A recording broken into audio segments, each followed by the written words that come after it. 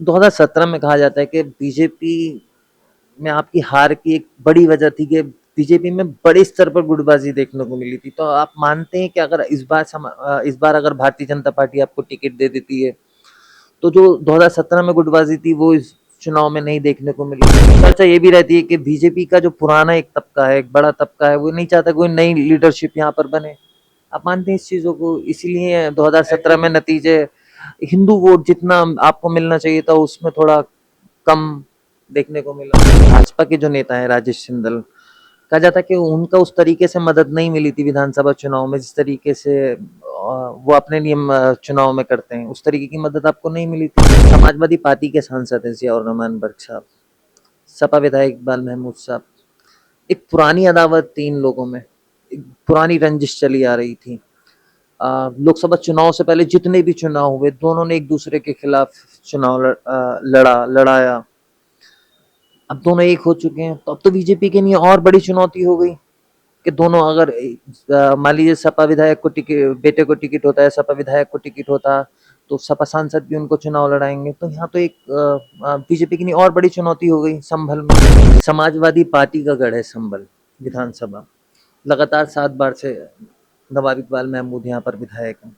कहा जा रहा है इस बार उनके बेटे विधानसभा चुनाव में अपनी ताल समाजवादी पार्टी के टिकट पे चुनाव पे उतर सकते हैं।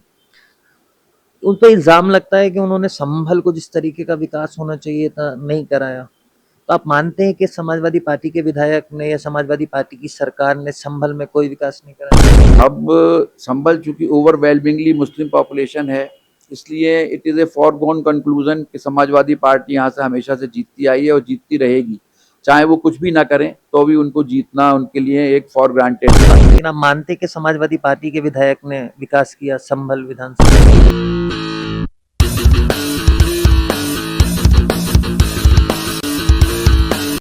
नमस्कार, आदाब। आप देख रहे हैं द हल्ला बोल। देश के सबसे बड़े सूबे उत्तर प्रदेश में विधानसभा चुनाव को लेकर लगातार सरगर्मी बढ़ती जा रही है। सत्ता पर काबिज बीजेपी को इंडिया अलायंस हटाने के लिए पुरजोर कोशिश कर रहा है। इसी में एक सीट है संभल विधानसभा, जहां 2017 में भारतीय जनता पार्टी से चुनाव लड़ चुके डॉक्टर अरविंद गुप्ता जी हमारे खास मेहमान हैं। तो उनसे जानते हैं कि आने वाले विधानसभा चुनाव को लेकर किस तरीके की उनकी तैयारी है। तो सब स्वागत है आपका। Thank you very much. तो सब 2027 में विधानसभा चुनाव होने वाले हैं। 9 साल बीजेपी की सरकार को लगभग हो चुका है। तो किस तरीके से देखते हैं कि बीजेपी ने किस तरीके का काम किया कि एक बार फिर उसको उत्तर प्रदेश की जनता चुनी? एक्चुअली ये बात तो आप भी जानते होंगे, सभी लोग जानते हैं इस चीज़ को कि 2017 में जो सिचुएशन थी उस समय किसी काम का असेसमेंट नहीं था। मगर 2000 करीब 9 साढ़े 9 साल की सरकार योगी जी के आने के बाद इसमें मेरे ख्याल से सभी लोग एकमत होंगे कि काम तो हुआ है। पहली बार ऐसा लगा है यूपी के अंदर कि काम हुआ है और यूपी भी एक बार बाकी सारी स्टेट्स की तरह से अब पिछड़ी स्टेट नहीं रही, अब यूपी भी एक प्रोग्रेसिव स्टेट हो गई और इस सब का श्रेय ये बीजेपी की सरकार और माननीय योगी जी को जाता है। योगी जी को जाता है, लेकिन हाँ, समाजवादी पार्टी बोलती है कि 9 साल में बीजेपी ने उत्तर प्रदेश को बर्बाद कर दिया। एक्चुअली तो उनका काम है, अपोजिशन का काम है कि वो कहीं ना कहीं कमियां ढूंढेंगे और ये बात तो सही है कि आप पूरी तरह से राम राज्य तो नहीं ला सकते, मगर अगर अचीवमेंट्स की लिस्ट में अगर आपको गिनाने लगूं तो अचीवमेंट की लिस्ट ज़्यादा है कि आप उसको डिनाई नहीं कर सकते।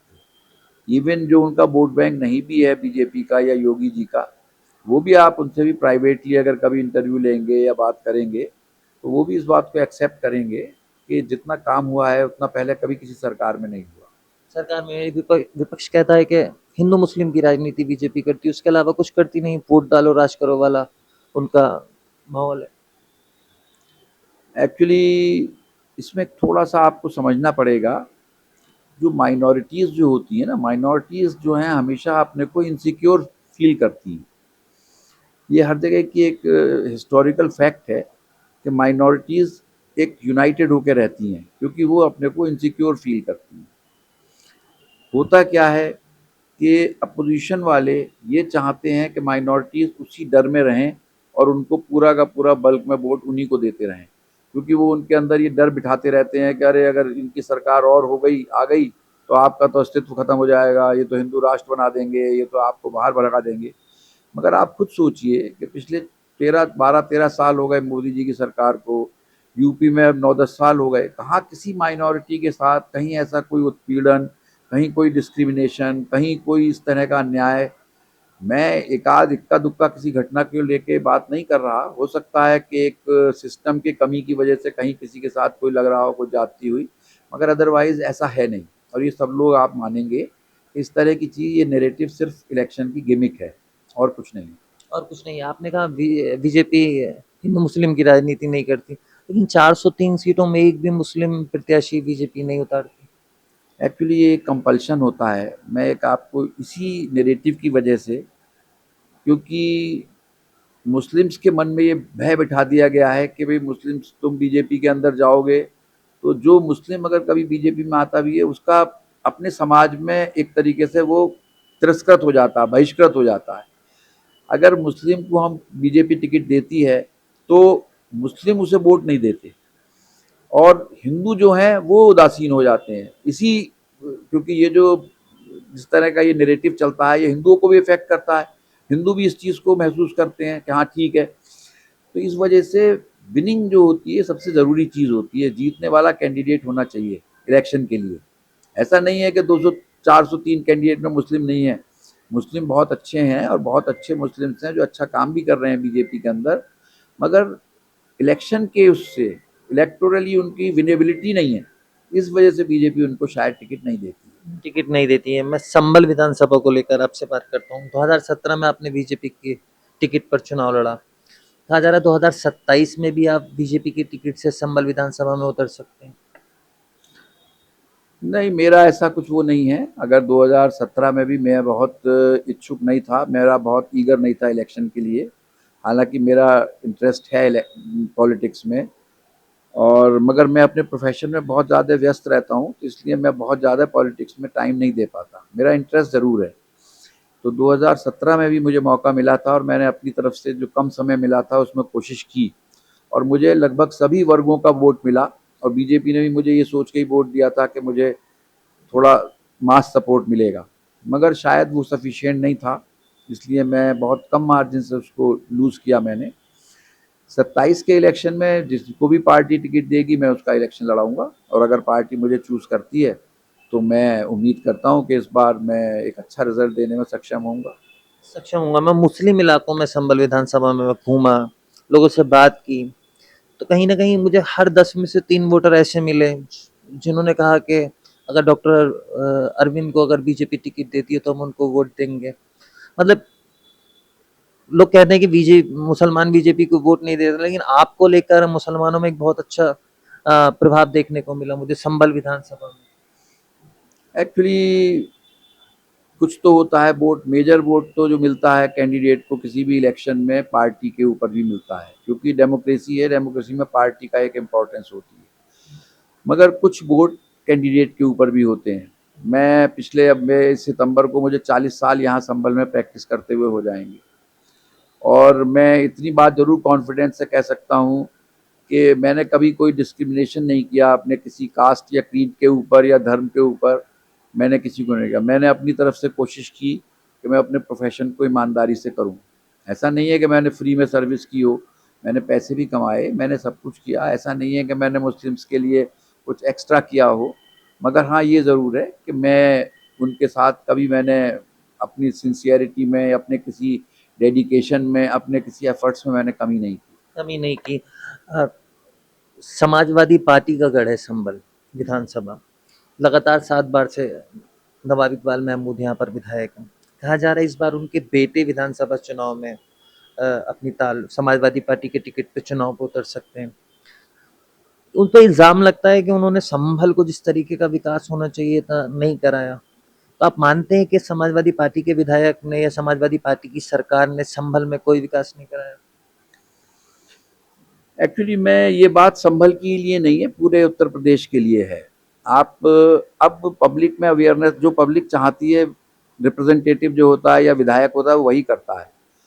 संभल की पब्लिक हो या उत्तर प्रदेश की पब्लिक हो, कभी किसने इतना ज़्यादा इस डेवलपमेंट के ऊपर ध्यान नहीं दिया। अब संभल चूंकि ओवरवेलमिंगली मुस्लिम पॉपुलेशन है, इसलिए it is a foregone conclusion कि समाजवादी पार्टी यहाँ से हमेशा से जीतती आई है और जीतती रहेगी। चाहे वो कुछ भी ना करें तो भी उनको जीतना उनके लिए एक फॉर ग्रांटेड है। मगर अब थोड़ा सा फ़र्क है।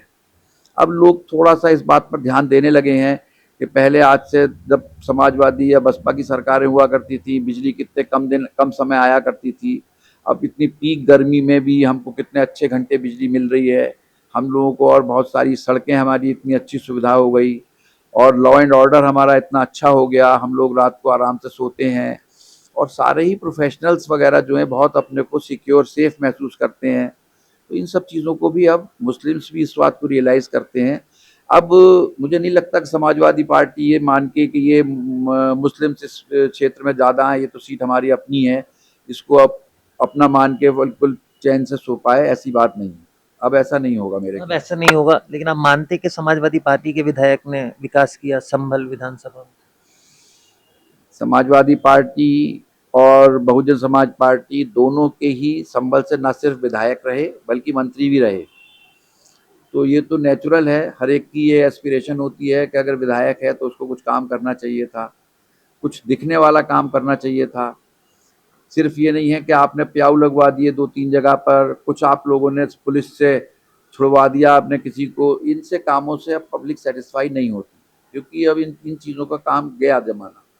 हमारे यहाँ मंत्री होने के बावजूद भी आपने कुछ ऐसा नहीं किया कि संभल के जो इतने बेरोजगार हैं उनको कुछ रोजगार मिलता, संभल में कोई बड़ा उद्योग लगता, संभल में कुछ ऐसा होता कि जिससे कि लोगों को बड़े स्तर पे कुछ फ़ायदा होता, ऐसा कुछ नहीं हो पाया। ये शिकायत तो सबको है ही। सब कहा जाता है इकबाल साहब से आपके बहुत अच्छे संबंध हैं। हाँ, नहीं इकबाल साहब से ही नहीं, मेरे डॉक्टर बर्क से भी मेरे बहुत अच्छे संबंध थे। हमारे सभी लोगों के आना-जाना था, और आना-जाना अब भी है, अब भी ऐसा कुछ नहीं है, ऐसा कोई ईद नहीं होती है जब मैं उनके यहाँ ना जाऊँ, और या कोई दिवाली पर वो हमारे यहाँ ना आए, ऐसा कभी नहीं होता। और हम लोगों के आपस में हर शादी में, उसमें हम लोगों के हर उसमें आना-जाना रहता है। संबंध अपनी जगह पर हैं, मगर पॉलिटिकली जो है ज़रूर हम लोगों का थोड़ा-सा एक लाइन पे हमारा सोच नहीं है, मगर सोच संबंधों के में वो चीज़ आड़े नहीं आती है। सोच नहीं है। 2017 में कहा जाता है कि बीजेपी में आपकी हार की एक बड़ी वजह थी कि बीजेपी में बड़े स्तर पर गुटबाजी देखने को मिली थी। तो आप मानते हैं कि अगर इस बार अगर भारतीय जनता पार्टी आपको टिकट दे देती है, तो जो 2017 में गुटबाजी थी वो इस चुनाव में नहीं देखने को मिलेगी? एक्चुअली लोग कहते हैं गुटबाजी, मगर संभल में गुटबाजी बहुत कम है। जहाँ पर हर पॉलिटिकल पार्टी में कहीं न कहीं ग्रुपबाजी तो होती है, गुटबाजी होती है। ऐसी कोई पॉलिटिकल पार्टी नहीं है जो इससे अछूती हो। और बीजेपी में संभल में फिर भी उस हिसाब से बहुत कम है गुटबाजी, और उतना मुझे नहीं लगता कि वो गुटबाजी ऐसी है कि आपके रिजल्ट को प्रभावित कर सके। प्रभावित कर सके, लेकिन भाजपा के जो नेता हैं राजेश सिंघल, कहा जाता है कि उनका उस तरीके से मदद नहीं मिली थी विधानसभा चुनाव में जिस तरीके से वो अपने लिए चुनाव में करते हैं, उस तरीके की मदद आपको नहीं मिली थी, उन्होंने मदद नहीं की थी आपकी, इस तरीके की चर्चा रहती है शहर में। आप नहीं, मानते हैं नहीं। ये बात सही थी? नहीं, नहीं, ऐसी बात बिल्कुल सही नहीं है। ये चर्चा थोड़ी-सी ज़रूर रहती है, क्योंकि बीजे इससे पहले राजेश सिंघल 2 बार इलेक्शन लड़ चुके थे मेरे इलेक्शन से पहले। तो ये बात उम्मीद की जा रही थी कि तीसरी बार भी उन्हीं को टिकट मिलेगा। तो लोग आपस में प्रिज़्यूम कर लेते हैं इस तरह से कि भई उनको टिकट नहीं मिला तो इसलिए वो होंगे, मगर ऐसा कभी नहीं था। राजेश सिंघल हमारे साथ पूरे टाइम हमारे साथ रहे, पूरे इलेक्शन में हमारे साथ रहे, उन्होंने हमारा पूरा मदद की। और बहुत सारे क्षेत्र, कई क्षेत्र ऐसे थे जो हमसे अनजान थे, जहाँ पर हमने काम नहीं किया था, मगर राजेश सिंघल ने हमारी उनमें बहुत मदद की और हमारे लिए बहुत काम किया। हाँ, लेकिन चर्चा ये भी रहती है कि बीजेपी का जो पुराना एक तबका है, एक बड़ा तबका है, वो नहीं चाहता कोई नई लीडरशिप यहाँ पर बने। आप मानते हैं इस चीज़ों को? इसीलिए 2017 में नतीजे हिंदू वोट जितना आपको मिलना चाहिए था उसमें थोड़ा कम देखने को मिला। नहीं, नहीं, नहीं, ऐसा नहीं होता। अगर ऐसा होता, मैं कह रहा हूँ ना आपको, कि गुटबाजी अगर एक आध कोई होती है ना, तो उससे रिजल्ट अफेक्टेड नहीं होता। मुझे 65,000 वोट मिले अपने 17 के इलेक्शन में, जो सबसे ज़्यादा थे, जो मैक्सिमम थे। तो मैं ऐसा कैसे मानूँ कि वो वोट इफेक्टेड हुए या संगठन ने मेरा साथ नहीं दिया? वो उस समय के मैक्सिमम वोट थे। जो मिले थे, जो उससे पहले जो एमपी का इलेक्शन हुआ था उससे पहले, और जो उससे पहले जो एमएलए के इलेक्शन, उससे कहीं ज़्यादा वोट थे वो। तो मुझे तो वोट सभी वर्गों के मिले और काफ़ी अच्छे वोट मिले। इट वॉज जस्ट, मैं तो अपने अगर हार के लिए किसी को दोषी मानता हूँ तो मैं अपने किस्मत को मानता हूँ। It was not in my luck कि मैं जीता, वरना माहौल बहुत अच्छा था और हम लोग बड़े ओवर कॉन्फिडेंट थे जीतने के लिए। जीतने के लिए अगर इस बार बीजेपी आपको टिकट देती है तो लगता है कि इस बार आप कमाल होगा संभल में, बीजेपी का विधायक मिलेगा? अगर बीजेपी मुझे टिकट देती है तो इस बार ज़रूर कुछ चीज़ें जो हम लोगों ने गलतियाँ की थी पिछली बार, कुछ कमियाँ जो हमारी तरफ से रह गई थी, हम ज़रूर कोशिश करेंगे उनको दूर करने की। और जहाँ जिन-जिन लोगों से हम उस बार नहीं कॉन्टैक्ट कर पाए थे, हम उन लोगों से भी कॉन्टैक्ट करेंगे। और बाकी तो सब ऊपर वाले के ऊपर है, मगर हम लोग उम्मीद करेंगे कि इस बार शायद रिज़ल्ट हम लोग बेटर दे पाएँ। बेटर देता है, लगता है कि समाजवादी पार्टी के विधायक इस बार अगर आप कैंडिडेट बीजेपी से होते हैं तो आप उनको हरा देंगे? हराना जिताना तो हमारे हाथ में नहीं है, मगर हाँ, इलेक्शन में कोशिश तो की जाएगी। सभी लोग करते हैं अपने जीतने के लिए कोशिश। अब ये पार्टी जिसको भी टिकट देगी हम उसके लिए कोशिश करेंगे। हाँ, लेकिन ये लोग कहते हैं कि बीजेपी का एक लिमिटेड वोट है, जी, कि जी, जी। इतना वोट बीजेपी का वोट है, और जो एक जीतने के लिए जो वोट चाहिए वो बीजेपी वहां तक नहीं पहुंच पाती, और इतने मुस्लिम प्रत्याशी होने के बावजूद बड़ी स्तर पर वोटों का डिवाइडेशन होता है, उसका भी फायदा बीजेपी नहीं उठा पाती। तो जैसे देश में बीजेपी की एक रणनीति है, उत्तर प्रदेश में जो एक बीजेपी की रणनीति है, वो संभल में आकर बीजेपी की रणनीति पूरी तरीके से दिखाई नहीं देती। नहीं, बीजेपी अब ऐसा तो नहीं है कि सारी सीट जीत जाती हो, बहुत सारी सीटें हारती भी है। तो संभल ज़रूर एक is one of the weak weak seat for BJP, ये ज़रूर है। मगर हम लोग भी जो वीक सीट होती हैं उन पे ज़्यादा मेहनत करते हैं, कोशिश करते हैं कुछ ना कुछ जो कमज़ोर सीटें हैं उनको भी जीतें। तो संभल एक ऐसी सीट है जिसमें इस बार कोशिश की जाएगी कि हम इसका इतिहास बदलें और इसमें जीतने की कोशिश करें। कोशिश करें। मेरा आखिरी सवाल, अगर बीजेपी आपको टिकट दे देती है इस बार विधानसभा चुनाव में, तो कितना वोट बीजेपी अगर आपको प्रत्याशी बनाती, कितना वोट इस बार आप संबल में लेकर जाएंगे? क्योंकि 2022 में बीजेपी का लगभग 65,000 के करीब वोट था, तो इस बार कितना वोट अगर आप कैंडिडेट होते हैं? एक्चुअली बीजेपी को कंफर्टेबल जीत के लिए कम से कम अपना एम तो 1 लाख वोट का बनाना चाहिए किसी भी कैंडिडेट को जीतने के लिए। अब क्योंकि वोट बढ़ भी गए हैं, कुछ वोट कम भी हुए हैं एसआईआर के बाद से, मगर फिर भी टारगेट थोड़ा बड़ा ही रखना पड़ता है क्योंकि उतना टारगेट अचीव नहीं कर पाते हैं। तो मुझे लगता है कि कम से कम 80 से 1 लाख वोट के बीच अगर नहीं मिलेंगे तो कैंडिडेट नहीं जीत पाएगा, चाहे नहीं वो किसी भी पार्टी का कैंडिडेट हो, उसको 80 से 1 लाख वोट के बीच में लेने पड़ेंगे। लेने पड़ेंगे। एक सवाल और था मेरा, समाजवादी पार्टी के सांसद हैं जियाउर रहमान बर्क साहब, सपा विधायक इकबाल महमूद साहब, एक पुरानी अदावत थी इन लोगों में, एक पुरानी रंजिश चली आ रही थी। लोकसभा चुनाव से पहले जितने भी चुनाव हुए, दोनों ने एक दूसरे के खिलाफ चुनाव लड़ाया। अब दोनों एक हो चुके हैं, तो अब तो बीजेपी के लिए और बड़ी चुनौती हो गई कि दोनों अगर मान लीजिए सपा विधायक को टिकट, बेटे को टिकट होता है, सपा विधायक को टिकट होता, तो सपा सांसद भी उनको चुनाव लड़ाएंगे, तो यहाँ तो एक बीजेपी के लिए और बड़ी चुनौती हो गई संभल में, नहीं, नहीं, definitely Sambhal is a tough क्योंकि सीट। वोटों का डिवाइडेशन होगा नहीं। नहीं, नहीं, संभल इज़ अ टफ सीट, इसमें कोई शक नहीं है। मगर मेरे ख्याल से अगर बीजेपी के कैंडिडेट चाहे कोई भी हो, चाहे मैं हूँ या कोई भी कैंडिडेट हो, उसको अपनी स्ट्रेंथ पे ध्यान देना चाहिए, अपने वोट बढ़ाने पे ध्यान देना चाहिए, बजाय इसके कि अपोजिशन में 2 लोग एक हो गए हैं, तब वो क्या फ़र्क पड़ेगा उनसे। क्योंकि अल्टीमेटली मैं अपना जो एक प्लस पॉइंट समझता हूँ, वो अपनी एक गुडविल है, मेरी एक इंटीग्रिटी है और मेरी एक डेडिकेशन है। मेरे लिए कोई आदमी ये नहीं कह सकता है कि मैं बेईमानी करूँगा या मैं किसी पैसे के लालच में पॉलिटिक्स में आ रहा हूँ। तो अगर आप इस चीज़ को अगर लोग एप्रिशिएट करेंगे, तो मुझे नहीं लगता फिर बाकी चीज़ें कोई मायने रखती हैं। मैंने बहुत बहुत शुक्रिया हमसे बात करने थैंक यू वेरी। का। ये तो संभल से भारतीय जनता पार्टी के नेता और संभावित प्रत्याशी डॉक्टर अरविंद गुप्ता जी, जिन्होंने आने वाले विधानसभा चुनाव को लेकर बड़ी बेबाकी से अपने जवाब दिए। कैमरामैन आमिर के साथ जाने आलम मोहम्मद। अगर आपने अभी तक चैनल को सब्सक्राइब नहीं किया है तो प्लीज सब्सक्राइब कीजिए और ताज़ा अपडेट पाने के लिए बेल आइकन को दबाना ना भूलें।